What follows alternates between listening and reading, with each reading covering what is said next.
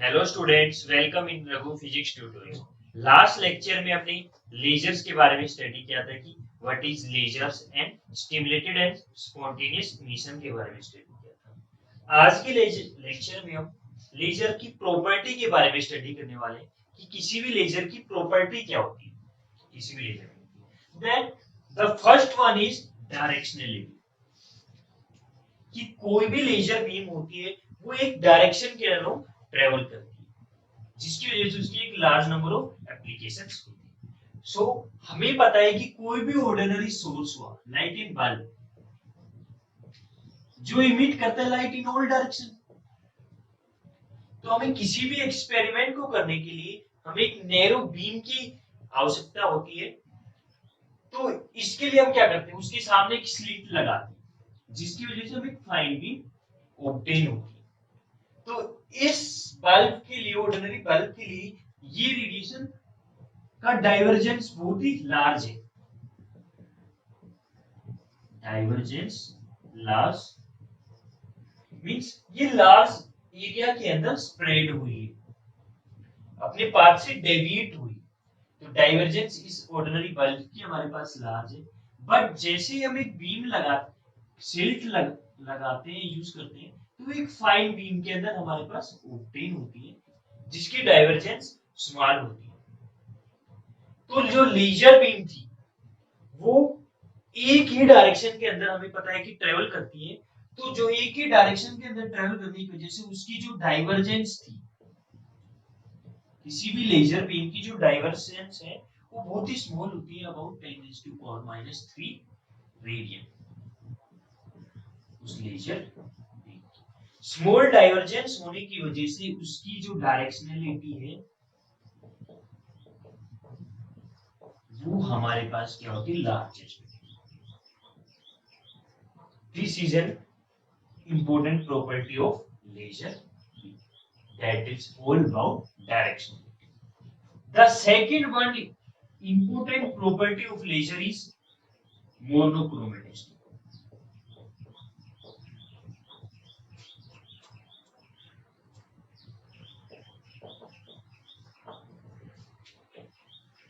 कोई भी laser beam होती है वो मोनोक्रोमेटिक होती है या मोनोक्रोमेटिक, ठीक है। कोई भी लेजर बीम हो वो हमारे पास क्या होगी, मोनोक्रोमेटिक होती है। ये एक इंपॉर्टेंट प्रॉपर्टी है किसी भी लेजर बीम की। तो जो ये प्रॉपर्टी होती है, हमें पता है कि ये ऑर्डिनरी सोर्स है। अब देखो, ये बल्ब है, ये हर डायरेक्शन के अंदर रेडिएशंस को इमिट कर रहा है, तो इसकी कुछ ना कुछ लाइन विड्थ होगी, लाइन विड्थ होगी इस ऑर्डिनरी सोर्स की, या फ्रीक्वेंसी विड्थ, फ्रीक्वेंसी स्प्रेड लिख सकते हो आप।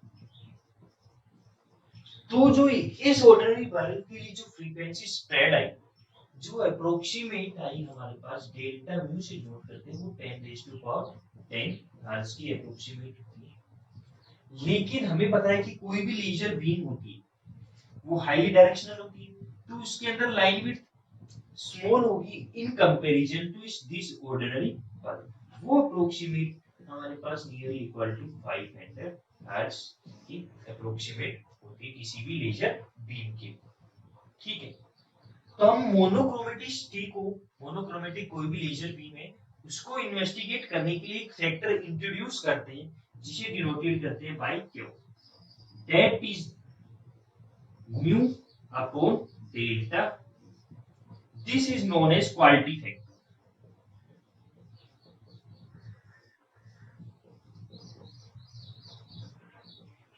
इस क्वालिटी फैक्टर, ये रेशियो होता है frequency of emitted radiation and frequency spread.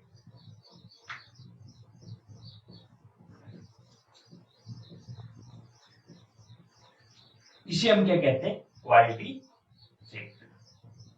इस क्वालिटी फैक्टर को हमें मोनोक्रोमेटिसिटी निकालने के लिए हम एक टर्म से रिलेट करते हैं, that is degree of non मोनोक्रोमेटिसिटी।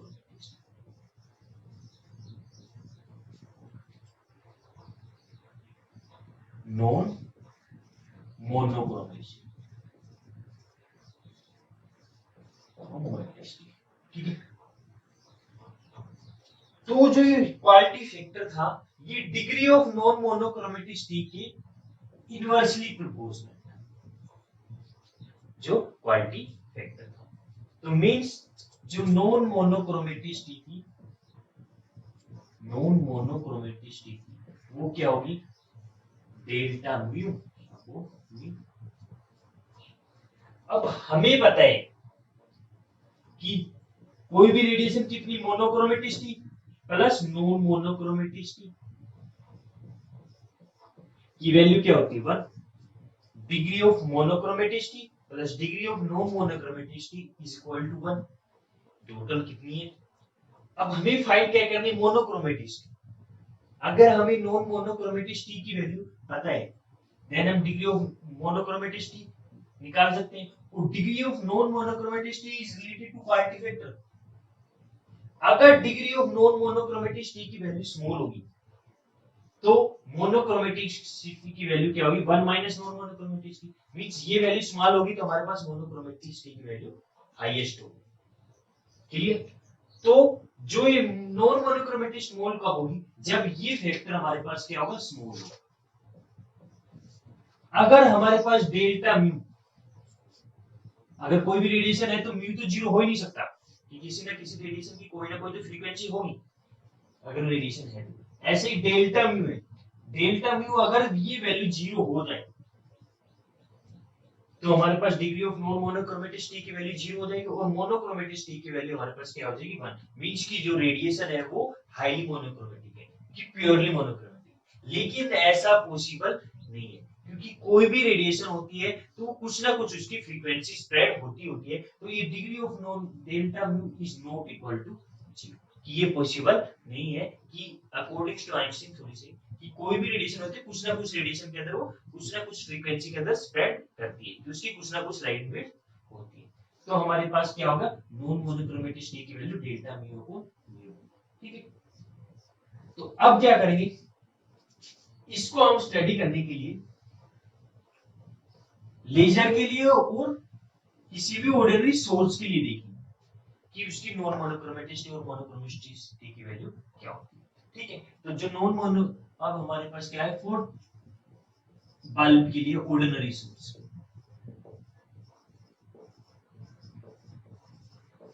हमारे पास क्या होता है, नॉन मोनोक्रोमेटिसिटी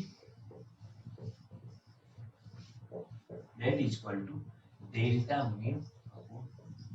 अब हमें पता है किसी भी ऑर्डिनरी सोर्स के लिए डेल्टा म्यू एप्रोक्सीमेट होता है 10⁻10 डिवाइडेड, हमने माना कि वो बल्ब है उसकी फ्रीक्वेंसी है 5 × 10⁻40 हर्ट्ज, तो ये एप्रोक्सीमेट हो गया हमारे पास 2 × 10⁻⁻⁻, कि जो नॉन मोनोक्रोमेटिसिटी की वैल्यू क्या है, एप्रोक्सीमेट 2 × 10⁻⁻5। ऐसे ही फॉर लेजर्स के लिए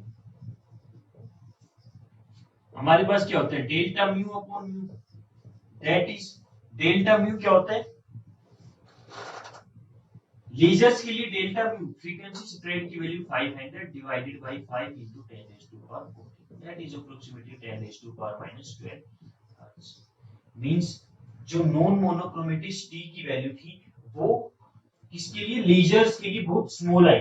अगर ये वैल्यू स्मॉल है तो मीन इसकी मोनोक्रोमेटिसिटी हाईएस्ट है। तो यही रीजन था कि कोई भी लेजर बीम होती है हमारे पास क्या होती है, हाईली मोनोक्रोमेटिक है, क्योंकि ये वैल्यू बहुत स्मॉल है in comparison to that value, that's why this monochromatic value is highest. Means कोई भी लेजर बीम होगी वो हाईली मोनोक्रोमेटिक होगी। हाईली मोनोक्रोमेटिक होगी तो हम एक ग्राफ की हेल्प से उस लेजर बीम को शो कर सकते हैं कि ये इंटेंसिटी वर्सेस रेशियो फ्रीक्वेंसी, ठीक है। अब हमें पता है कि ऑर्डिनरी सोर्स के लिए फ्रीक्वेंसी स्प्रेड इस टाइप का होता है, ये ऑर्डिनरी सोर्स के लिए फ्रीक्वेंसी स्प्रेड, और लेजर बीम के लिए फ्रीक्वेंसी स्प्रेड बहुत ही स्मॉलेस्ट होता है, और ये किसके लिए, लेजर बीम। मींस कि जो लेजर बीम होगी वो क्या होगी, हाईली मोनोक्रोमेटिक होगी in comparison to these ordinary bulb, ordinary source या किसी भी bulb. That is the reason कि laser beam is highly monochromatic. Clear? The third one property is coherence, कि किसी भी लेजर बीम्स के लिए कोहेरेंस क्या होती है, ठीक है। तो कोहेरेंस क्या होती है, एक मेन प्रॉपर्टी होती है लेजर बीम की, जो किसी भी लेजर को किसी भी ऑर्डिनरी सोर्स से डिफरेंशिएट करते हैं। ये लेजर है, ये ऑर्डिनरी सोर्स है, उनको डिफरेंशिएट करने के लिए हम किस प्रॉपर्टी का यूज करते हैं, coherence. Coherence is the measure of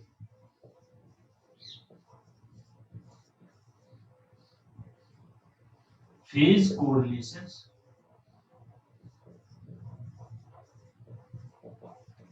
that exist in the radiation field of light। ये फेज को मेजर्स करती है, उसे हम क्या कहते हैं, coherence. We have two type of coherence. The first one is temporal coherence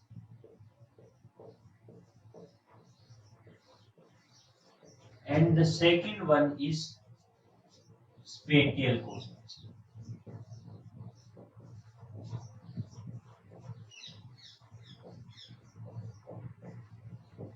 Clear?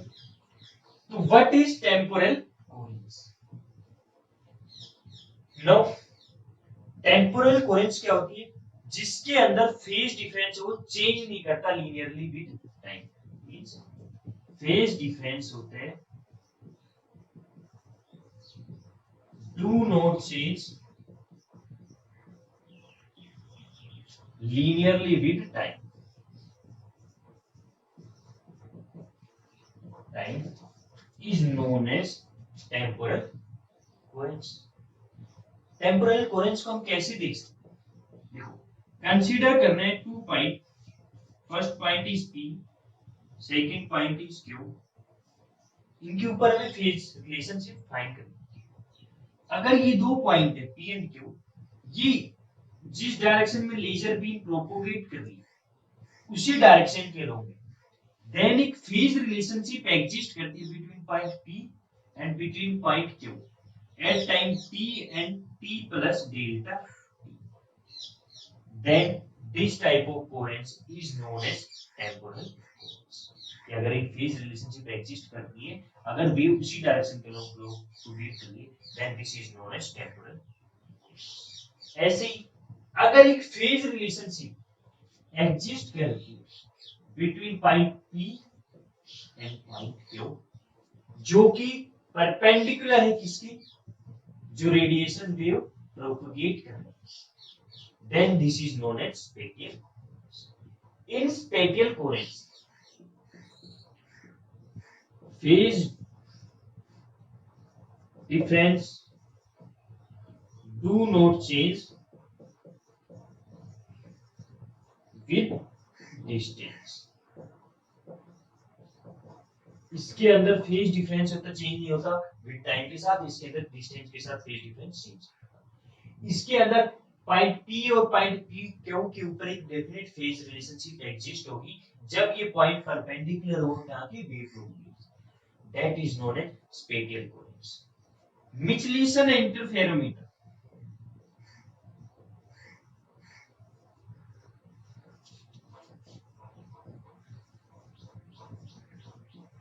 Metre के अंदर हम टेम्पोरल कोहेरेंस को इन्वेस्टिगेट कर सकते हैं, इसको स्टडी कर सकते हैं। ऐसे स्पेटियल कोहेरेंस को हम यंग डबल स्लिट एक्सपेरिमेंट के अंदर से स्टडी कर सकते हैं।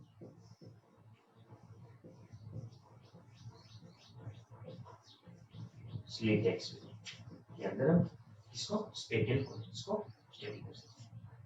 कोई भी सोर्स होगा उसकी अच्छी कोहेरेंस कैसे पता चलेगी कि उसकी गुड कोहेरेंस सोर्स है। अगर कोई भी सोर्स है जो हमारे पास स्टेबल फ्रिंजेस बनाते हैं,